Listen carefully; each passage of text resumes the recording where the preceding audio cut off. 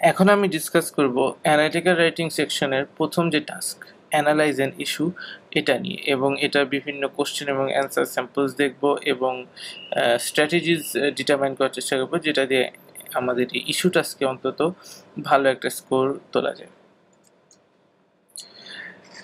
Analysing an issue, আমাদের এইখানে যে কোশ্চেন করবে সেটা আমাদের দেওয়া থাকবে একটা স্টেটমেন্ট অথবা একটা ক্লেইম বা একটা ইস্যু দেওয়া থাকবে।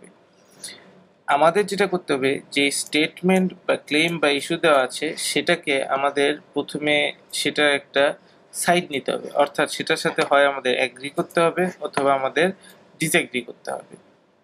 কিন্তু যেটাই করি আমাদের মোটামুটি একটা ডেফিনিট সাইড নিতে হবে। আমরা যদি আমাদের দেশের রাজনীতিবিদদের মতো সুবিধাবাদী বা একেবারেই দুই নৌকায় পা রাখার চেষ্টা করি, তাহলে আসলে আমাদের স্কোরে 12টা বেজে যেতে পারে। সুতরাং আমাদের এই ক্ষেত্রে এই ব্যাপারে কেয়ারফুল থাকতে হবে। এবং সেকেন্ডে যেটা করতে হবে, আমরা যেই সাইডই নিই না কেন, অর্থাৎ আমরা এগ্রি করি আর ডিসএগ্রি করি, আমাদের সেটাকে ডিফেন্ড করে বা সেটাকে সাপোর্ট করে একটা কম্পেলিং এসে লিখতে হবে। আমাদের ইস্যু নিয়ে যত টপিক আছে অর্থাৎ যত ইস্যু আছে সেটার একটা লিস্ট আমাদের ইটিএস আসলে দিয়ে দিয়েছে। সেই লিস্ট আসলে আমরা পাবো এই লিঙ্কে গেলে। সুতরাং আসলে আমাদের যেটা দেওয়া হবে সেটা আসলে আননোন না। আমরা চাইলে যতগুলো ইস্যু টপিক দেওয়া আছে সবগুলো একবার চোখ বুলিয়ে নিতে পারি, এবং বাস্তবে পরীক্ষায় যে প্রশ্ন আসবে সেগুলা এই লিঙ্কে দেওয়া যত ইস্যু আছে সেগুলোর মধ্যে থেকেই আসবে। আমরা একটা স্যাম্পল কোশ্চেন দেখি, যেরকম উপরের প্রশ্নে দেওয়া যে as people rely more and more on technology to solve problems, the ability of humans to think for themselves will surely deteriorate. এর মানে হচ্ছে যে এই স্টেটমেন্টটা দিল যে আমরা যত বেশি টেকনোলজির উপর ডিপেন্ড করব প্রবলেম সলভ করার জন্য, ততই আসলে আমাদের নিজেদের চিন্তা করার ক্ষমতা কমতে থাকবে। এটা একটা স্টেটমেন্ট। এখন এর উপর ডিপেন্ড করে আমাদের বলতে হবে যে এই ইস্যুটা আমি পক্ষে বিপক্ষে বা কি বলতে চাই। যেমন এখানে আমাদের প্রশ্নে বলা আছে discuss the extent to which you agree or disagree with the statement and explain your reasoning for the position you take. In developing and supporting your position, you should consider ways in which the statement might or might not hold true and explain how these considerations shape your position. অর্থাৎ আমাদের প্রশ্নে বলছে যে আমাদের বলতে হবে যে আমি এই স্টেটমেন্টের সাথে ঠিক কতটুকু অ্যাগ্রি করি বা ডিসঅ্যাগ্রি করি, এবং আমি যে অ্যাগ্রি বা ডিসঅ্যাগ্রি করি সেটার প্রতি আমার যে রিজনিং বা কোন কারণে আমি অ্যাগ্রি করছি বা ডিসঅ্যাগ্রি করছি।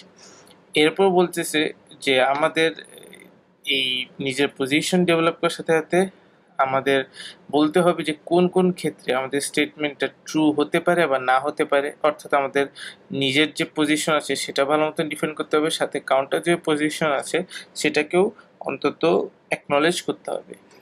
এবং শেষে বলা হচ্ছে যে এইসব আমাদের কিভাবে আমাদের যে পজিশন আছে সেটার উপর ইফেক্ট ফেলে। আরেকটি কোশ্চেন দেখি যে every nation should require student to study at least one foreign language from the elementary school level through the university level. এটাও একটা স্টেটমেন্ট যে আমাদের প্রত্যেকটা নেশনে বা প্রত্যেকটা কান্ট্রিতে স্টুডেন্টদের অ্যাটলিস্ট একটা ফরেন ল্যাঙ্গুয়েজ পড়া বাধ্যতামূলক করতে হবে, একেবারে এলিমেন্টারি স্কুল থেকে ইউনিভার্সিটি লেভেল পর্যন্ত। এটা নিয়ে আমাদের প্রশ্নের যে টাস্ক আছে সেখানে লেখা write a response in which you discuss the extent to which you agree or disagree with the recommendation and explain your reasoning for the position you take. এটা আগের প্রশ্নের মতোই। এরপর লেখা যে in developing and supporting your position describe specific circumstances in which adopting the recommendation would or would not be advantageous. আসলে এটা হুবহু আগেরটার মতোই লেখা, এবং লাস্টে লেখা যে এইসব আমাদের কীভাবে আমাদের যে পজিশন আছে সেটা ইফেক্ট ফেলে। এটাই হচ্ছে আমাদের আসলে একটা ইস্যু টাস্ক। একটা লাইন দেওয়া থাকবে এবং এরপর আমাদের সেটা পক্ষে বা বিপক্ষে কিছু মত দিতে হবে। ইস্যু টাস্কে আমাদের অ্যাপ্রোচের ক্ষেত্রে আমাদের যেটা প্রধানত করতে হবে সেটা হচ্ছে যে we have to acknowledge the complexity of an issue. অর্থাৎ ইস্যুটা যে আসলেই কমপ্লেক্স, যে কোন সাইড নিব, এটা আসলে দুই পক্ষেই প্রস এবং কনস আছে, এই জিনিসটা আমাদের তুলে ধরতে হবে শুরুতে। এবং সেটা আমরা তুলে ধরবো যে briefly state one or two merits of the other point of view of the আমি যে পক্ষে নিচ্ছি, ধরেন আমি অ্যাগ্রি করলাম, তাহলে ডিসএগ্রি করার যে মেরিটস আছে একটা বা দুইটা, সেটাও আমাদের 1-2 লাইনে উল্লেখ করে দিতে হবে। আমাদের মোট 6টা ডিফারেন্ট বই আছে, যে বইতে জিআরইর যে টাস্ক আছে, মানে ইস্যুর যে ইস্যুটা লেখার পর যে টাস্ক দেয়, সেটাকে 6 ভাবে লেখা যায় জিআরইতে। তো এটা হচ্ছে প্রথম 2 ভাবে, এছাড়া আরো 4 ভাবে লেখা যায়, যেটা এখানে লেখা আছে। আমরা আসলে যদি খুব ভালো করে এই 6 ধরনের কোশ্চেন টাইপ বা টাস্ক টাইপ যদি দেখি, তাহলে আসলে বুঝবো যে এগুলা সবই কাছাকাছি ধরনের হয়। এবং মোটামুটি আমরা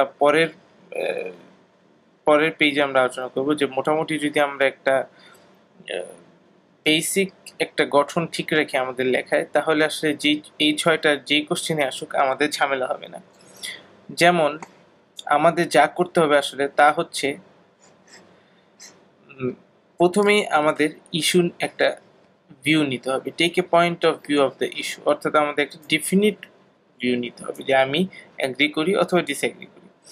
এরপর আমাদের যে পয়েন্ট অফ ভিউ আছে সেটাকে আমাদের 2টা জিনিস দিয়ে সাপোর্ট করতে হবে, এটা খুবই ইম্পর্টেন্ট। এই জিনিসটার উপর মার্কস বা স্কোর অনেক বেশি ডিপেন্ড করে। একটা হচ্ছে রেলেভেন্ট লজিক, আমাদের লজিক দিতে হবে যে এই লজিক দিয়ে আমাদের আইডিয়াটা সঠিক, এবং আমাদের বলতে হবে স্পেসিফিক রিলেটেড এক্সাম্পলস, যেটা মাস্ট। যে কোনো একটা সাপোর্টিং পয়েন্ট দিয়ে আমাদের লজিকটা বলতে হবে এবং তারপর ওই লজিকের রিলেটেড একটা এক্সাম্পল দিতে হবে। এটাই হচ্ছে আমাদের ইস্যু টাস্কে যে কোনো একটা প্যারাগ্রাফ কনস্ট্রাক্ট করার বই। এবং থার্ডে আমাদের এটা করতে হবে যে acknowledge both sides of the issue, agree 2 সাইডকে অ্যাকনলেজ করতে হবে, ইস্যুটার কমপ্লেক্সিটি বলতে হবে, এবং স্পেসিফিক যে ইনস্ট্রাকশন দেওয়া কোশ্চেনে 2-1টা লাইন অ্যাড করে সেই কোশ্চেনের ইনস্ট্রাকশন অনুসারে 2-1টা লাইন হয়তো মডিফাই করে অ্যাড করতে পারে। যদি আমরা এই 3টা টাস্ক ঠিকমতো করতে পারি, তাহলে আসলে আমাদের প্রিভিয়াস স্লাইড বা পেজের যে 6টা টাইপের প্রশ্ন আমরা দেখছি, সেগুলো যেরকমই আসুক আমরা সবগুলোতেই ভালো স্কোর করতে পারব।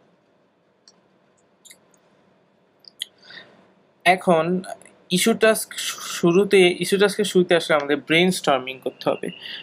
ব্রেন স্টর্ম বলতে আসলে আমাদের যে ছবিতে দেখা যাচ্ছে সেরকম কিছু না, আমাদের অ্যাকচুয়ালি 30 মিনিট সময় থাকে যে কোনো একটা টাস্ক কমপ্লিট করার জন্য। সেই 30 মিনিটের প্রথম 4 থেকে 5 মিনিট আমাদের এই ব্রেন স্টর্মিং করে কাটাতে হবে।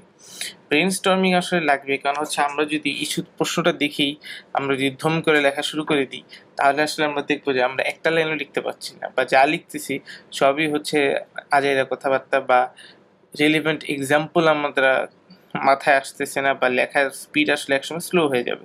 সো আমরা যখন থেকে লেখা শুরু করব, তখন থেকে যেন আমাদের লেখার স্পিড খুব ভালো থাকে, সেই জন্য আমাদের শুরুর 4-5 মিনিট ঠান্ডা মাথায় চিন্তা করতে হবে, যেটাকে আমরা ব্রেন স্টর্মিং বলবো, এবং সেই চিন্তাটা আসলে আমাদের প্রোডাক্টিভ ওয়েতে করতে হবে, যেন ওই 4-5 মিনিটে আমরা মোটামুটি ইস্যুটার অ্যাগ্রি ডিসঅ্যাগ্রি সব কিছু সম্পর্কে একটা ক্লিয়ার ধারণা নিজের মাথায় তৈরি করে ফেলতে পারি, এবং সম্ভব হলে রিলেটেড স্পেসিফিক যে রিয়েল ওয়ার্ল্ড এক্সাম্পলগুলো আছে সেগুলো আমরা মাথায় বসায় নেওয়ার চেষ্টা করব। ব্রেন স্টর্মিং আসলে কেন করব? ব্রেন স্টর্মিং করার প্রথম সুবিধা হচ্ছে, আমরা ব্রেন স্টর্মিং করলে আসলে বুঝতে পারবো যে কোন সাইডকে ডিফেন্ড করা আসলে আমাদের জন্য ইজিয়ার হবে। কখনো কখনো এরকম হয় যে যেই সাইডটা আসলে আমি জানি যে এটা হয়তো সত্য, বা আমার মন থেকে মনে হচ্ছে এই জিনিসটার এই ইস্যুটা আসলে আমার এগ্রি করা উচিত, কিন্তু ব্রেন স্টর্ম করলে আসলে দেখা যাবে যে এটা ডিসএগ্রিতে আসলে প্রস বেশি, বা ডিসএগ্রিটা প্রমাণ করা বা সাপোর্ট করা সোজা। সুতরাং আমরা ব্রেন স্টর্ম করে আসলে আমাদের প্রথমেই দেখতে হবে যে আমাদের মন থেকে যেটা বিলিভ করি সেটা না, কোনটা সম্পর্কে আমি বেশি লিখতে পারবো, কোনটাকে আমি সহজে ডিফেন্ড করতে পারবো। এরপর আমাদের আরেকটা যে পয়েন্ট মনে রাখতে হবে যে you don't always have to agree. আসলে আমার সবসময় যে অ্যাগ্রি করতে হবে তা না, উল্টো আমি চাইলে ডিসঅ্যাগ্রিও করতে পারি, বা অনেক সময় আমি একটা মডারেট ভিউ নিতে পারি। ব্রেনস্টর্মিং একটা উদাহরণ হচ্ছে, যেমন আমাদের প্রশ্ন দেওয়া আছে, every nation should require students to study at least one foreign language from the elementary school level through the university level, যেটা আমরা একটু আগে দেখেছি। তা আমরা যেটা করব, ব্রেনস্টর্মিং এর শুরুতে আমাদের একটা এক্সট্রা শিট দেওয়া থাকে জিআইতে, যেটা আমরা রাফ লিখতে পারি। সেই শিটে আমরা প্রথমে একটা দাগ দিব, সেই দাগের বাম পাশে লিখবো হচ্ছে ফর, এবং ডান পাশে লিখবো হচ্ছে এগেনস্ট। ফরটা হচ্ছে ইস্যুর সাথে এগ্রি করলে আমাদের যত ক্লজ আছে আমরা ফরের কলামে লিখব, এবং ডিসএগ্রি করলে যত ক্লজ আছে সেটা আমরা এগেনস্টের কলামে লিখব। এবং আমাদের হয়তো পুরো সেন্টেন্স লেখার দরকার নেই, জাস্ট কয়েকটা কিওয়ার্ড লিখলেই হবে। যেমন আগের প্রশ্নের আমরা যদি ফর এবং এগেন্স্ট দেখি যেটা টি চার্টে, তাহলে দেখবো যে ফরে হচ্ছে ওয়ার্ল্ড ইজ মোর ইন্টারন্যাশনাল, সুতরাং আমাদের স্টুডেন্টদের একটা ফরেন ল্যাঙ্গুয়েজটা জানা উচিত। ওকে, কিন্তু এগেনস্টে দেখা যাচ্ছে যে আমরা 4-5টা জিনিস পেয়ে যাচ্ছি। যেমন কোনো নেশনের ক্ষেত্রে স্কুল হচ্ছে ভেরি বেসিক, নিজেদের নর্মাল পড়ালেখাই হচ্ছে না, সেখানে ফরেন ল্যাঙ্গুয়েজ কোনখান থেকে আসবে, কোনো টিচারও নেই। আরেকটা হচ্ছে কোন ফরেন ল্যাঙ্গুয়েজ শিখবো, যেমন বাংলাদেশে থাকলে আসলে আমি কোনটা শিখবো, ইংলিশ না হিন্দি না উর্দু। তারপর হচ্ছে কোনো নেশনের কালচারকে প্রিজার্ভ করতে হলে আসলে ফরেন ল্যাঙ্গুয়েজ না শিখে নিজের ল্যাঙ্গুয়েজটাকে বেশি প্রমোট করা উচিত। অল পিপল এভরিওয়ার কথাটা বেশি এক্সট্রিম হয়ে গেছে আগের প্রশ্নে, সুতরাং দেখা যাচ্ছে যে এগুলো হচ্ছে এগেনস্টে আমরা পেয়ে গেছি এবং ফরে আমরা একটা পেয়েছি, সুতরাং আমরা দেখেই বুঝবো যে আমাদের এগেনস্টে যেতে হবে এবং ডিসএগ্রি করলে আমরা বেশি লিখতে পারবো। আরেকটি যেটি পয়েন্ট সেটা হচ্ছে ডিসএগ্রিতে আমরা দেখেছি যে এখানে মোট 5টা পয়েন্ট আছে বা 6টা পয়েন্ট আছে, কখনো আরো বেশি থাকতে পারে। সব পয়েন্ট কিন্তু আসলে আমাদের 30 মিনিটে লেখা সম্ভব না, সুতরাং আমাদের যেটা করতে হবে এই 5-6টা পয়েন্ট থেকে আমরা যেগুলো লিখবো সেগুলো আমরা হয়তো আলাদাভাবে লিখতে পারি খাতায় বা টিক চিহ্ন দিয়ে রাখতে পারি। হয়তো আমি এই 5টার মধ্যে আমার 3টা লেখার টাইম হবে, তখন আমি হয়তো দ্বিতীয়, তৃতীয় এবং চতুর্থ এই 4টা পাশে টিক চিহ্ন দিয়ে রাখলাম। এভাবে হলে আমি আমাদের প্যারাগ্রাফ অর্গানাইজ করাটা সোজা হবে।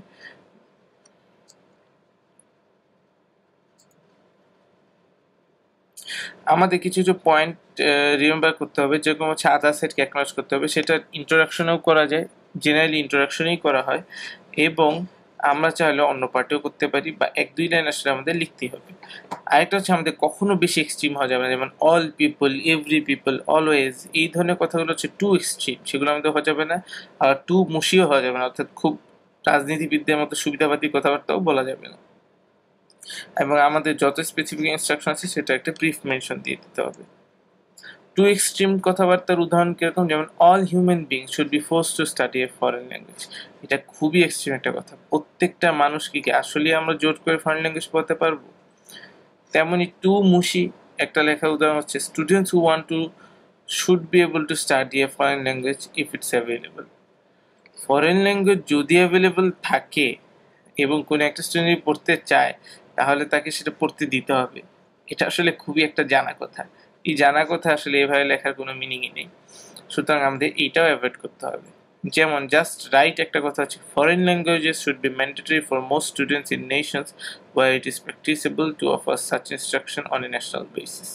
এই কথাটা যেমন যুক্তিযুক্ত, যেসব কান্ট্রিতে আমরা সহজেই ফরেন ল্যাঙ্গুয়েজ কোর্সেস অফার করতে পারবো বা সেরকম টিচার আছে, ইনফ্রাস্ট্রাকচার আছে, এবং যেসব কান্ট্রি মোটামুটি সলভেন্ট, সেসব কান্ট্রির স্টুডেন্টদের আমরা একটা ফরেন ল্যাঙ্গুয়েজ পড়া মাস্ট করে দিতে পারি। এই কথাটা যেমন খুব একটা সুবিধাবাদী কথাও হয়নি, আবার খুব একটা এক্সট্রিম কথাও হয়নি, এবং মোটামুটি পারফেক্ট একটা কথা। আমাদের ল্যাঙ্গুয়েজ অনেকটা এরকম হতে হবে। স্ট্রাকচার, আসলে একটা ইস্যু এসেতে আমরা কোন স্ট্রাকচার লিখব? জেনারেলি আমাদের 3টা পার্ট থাকবে, ইন্ট্রোডাকশন, বডি এবং কনক্লুশন। ইন্ট্রোডাকশনটা অবশ্যই হবে 1 প্যারাগ্রাফের, এবং এখানে আমাদের ইস্যুটা রিস্টেট করতে হবে। তবে এখানে আমাদের মনে রাখতে হবে আমাদের জাস্ট কোশ্চেন থেকে কপি করলে এটা খুবই নেগেটিভ একটা ইফেক্ট পড়বে। আমাদের কোশ্চেনের যে ইস্যুটা আছে সেটাকে একটু রিস্টেট করতে হবে, ভোকাবুলারি চেঞ্জ করতে হবে, বা গ্রামারটা একটু এদিক ওদিক করে লিখতে হবে। হুবহু লিখলে এটা একটা বাজে ইফেক্ট পড়বে শুরুতেই। স্টেট দ্য কমপ্লেক্সিটি, আমাদের কমপ্লেক্সিটি বলতে হবে ইন্ট্রোডাকশনে, যে আসলে ইস্যুটা কত কঠিন। এই ক্ষেত্রে আমরা অন্য যে সাইড আছে, যেই সাইড আমরা টেক করবো, অর্থাৎ এগ্রি বা ডিসএগ্রি করবো, তার বিপরীত সাইডটা একটা ভালো কথা বা মেরিট আমরা ইন্ট্রোডাকশনে ইনসার্ট করতে পারি। এবং ইন্ট্রোডাকশনেই আসলে আমার ইস্যুটা আসলে আমি কোন পজিশনে যাচ্ছি, আমাকে এগ্রি করছি না ডিসএগ্রি করছি, সেটা আমার ইন্ট্রোডাকশনেই ক্লিয়ার করে দিতে হবে। এটা হচ্ছে একটা ভালো ইন্ট্রোডাকশনের এই 4টা বৈশিষ্ট্য অবশ্যই ফুলফিল করবে। এরপর বডি আসলে আমাদের 2 থেকে 6টি প্যারাগ্রাফ হবে, এবং সময়ের উপর ডিপেন্ড করে যে আমাদের এই প্যারাগ্রাফটা সাজাতে হবে। জেনারেলি মিনিমাম 3টি বা 4টি প্যারাগ্রাফ আমাদের লাগবেই, at least 3 paragraph should be written. আমাদের যে কোনো একটা প্যারাগ্রাফে উপর বেশি সময় নষ্ট করা যাবে না, তাহলে আমরা মানে টাইম শেষ হয়ে যাবে এবং নিজেদের লেখাটা পুরোপুরি কমপ্লিট করতে পারবো না। প্রত্যেকটা প্যারাগ্রাফ বডিতে একটা করে সাপোর্টিভ পয়েন্ট তুলে ধরবে, অর্থাৎ আমরা যে ইস্যু এগ্রি করব সেটার একটা সাপোর্টিং লজিক থাকবে প্যারাগ্রাফে এবং সাথে থাকবে একটা রিলেভেন্ট এক্সাম্পল। আমি বারবার বলছি, ইস্যু টাস্কের ক্ষেত্রে রিলেভেন্ট এক্সাম্পল এবং লজিকটা ভালো হওয়া খুবই জরুরি, এবং রিলেভেন্ট এক্সাম্পল যেন আমরা পাই সেজন্য আসলে আমাদের প্র্যাকটিস করা জরুরি বা অনেক পড়াশোনা করা জরুরি এইসব টপিক রিলেটেড। লাস্টে থাকবে হচ্ছে আমাদের কনক্লুশন। কনক্লুশনে আমাদের পুনরায় যে আমাদের পজিশনটা আছে সেটা রিসামারাইজ করব। যদি সম্ভব হয় একটা বা দুটো এক্সট্রা ইনসাইট আমরা দিব এই ইস্যুটা সম্পর্কে, যে এই ইস্যুটায় হয়তো আমরা এভাবে চিন্তা করলে এটা এরকম হতো, এরকম কিছু একটা যদি দেওয়া সম্ভব হয় আমরা এরকম লিখব। জেনারেলি 3টা সেন্টেন্স একটা কনক্লুশনের জন্য গুড বেঞ্চমার্ক। সুতরাং আমরা যখন কনক্লুশন স্টার্ট করব আমরা যেন মাথায় রেখি অন্তত 3টি সেন্টেন্স লেখার মতো সময় যেন থাকে, এবং কনক্লুশনে আমরা চাইলে একটা রিলেভেন্ট কোড দিতে পারি যেটা কনক্লুশনটাকে অনেক ইম্প্যাক্টফুল করবে। স্টাইল পয়েন্টসে আমি বলবো যে আমাদের পুরো এসেতে কিছু বেসিক প্রপার্টিজ বা বৈশিষ্ট্য বজায় রাখতে হবে, যেমন টোন। আমাদের যে ইস্যু এসে আছে সেটার মধ্যে আমাদের টোনটা অবশ্যই ফর্মাল হতে হবে, যেহেতু আমাদের পুরো এনআইটি রাইটিংটাই আসলে হবে ফর্মাল রাইটিং একটা টেস্ট। এবং আমরা don't try to be too funny, আমরা বেশি ফানি হওয়ার চেষ্টা করবো না, কারণ এটা আসলে একটা ফর্মাল রাইটিং, এখানে ফানি হলে মার্কস কাটা যাবে। তারপর আমাদের try to use varied diction, অর্থাৎ ডিফারেন্ট ডিকশন বা ভোকাবুলারি চেঞ্জ করতে হবে, স্টাইল চেঞ্জ করতে হবে, যেন মনোটোনাস না হয় আমাদের লেখাটা। সেন্টেন্স স্ট্রাকচারও আমাদের সেই কারণে ভ্যারি করতে হবে, different type of simple, complex ও কম্পাউন্ড সেন্টেন্স স্ট্রাকচারস আমরা ব্যবহার করব। জিআরই ভোকাবুলারি আমাদের যদি সম্ভব হয় তাহলে ইউজ করব। জিআরই ওয়ার্ড যেহেতু আমরা ততদিনে পড়েই ফেলবো, সুতরাং আমরা আসলে চাইলেই রিলেভেন্ট কিছু জিআরই ওয়ার্ড আমরা আমাদের এসেতে ইনসার্ট করে দিতে পারি। ট্রানজিশন, আমাদের একটা প্যারাগ্রাফ থেকে আরেকটা প্যারাগ্রাফে যাওয়ার সময় অবশ্যই ট্রানজিশন ইউজ করতে হবে।